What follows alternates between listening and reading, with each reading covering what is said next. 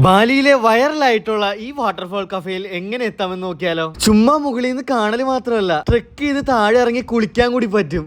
Hi guys, this is Abi. Welcome to my solo backpacking to Bali.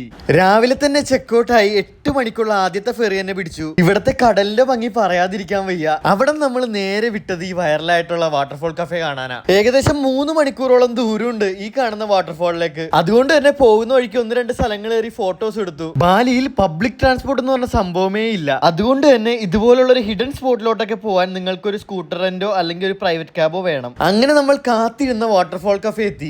ഇവിടെ നിന്നാണ് ആ ഒരു വെള്ളച്ചാട്ടത്തിന്റെ ഒരു അടിപൊളി വ്യൂ. ഈ വ്യൂ മാത്രമല്ല ഹൈലൈറ്റ്. ഇവിടെ എത്തിയപ്പോഴാണ് അറിഞ്ഞത് നമുക്ക് ഈ കാണുന്ന വാട്ടർഫോൾസ് എല്ലാം ട്രക്ക് ചെയ്ത് പോകാൻ പറ്റും. പക്ഷെ അത് ഒറ്റക്ക് പറ്റില്ല. ഇവിടെ നമ്മൾ ഗൈഡിന് എടുത്താൽ മാത്രമേ ഈ കാണുന്ന സ്ഥലത്തോട്ടൊക്കെ പോകാൻ പറ്റുള്ളൂ. ഇത് 1ാമത്തെ വാട്ടർഫോൾ. ഇതുപോലെ 3 വാട്ടർഫോൾ ഉണ്ട് ഇവിടെ. ഈ 3 വാട്ടർഫോളും കൂടി ട്രക്ക് ചെയ്ത് തീർക്കാൻ മിനിമം 3 മണിക്കൂറെങ്കിലും വേണം. ഏകദേശം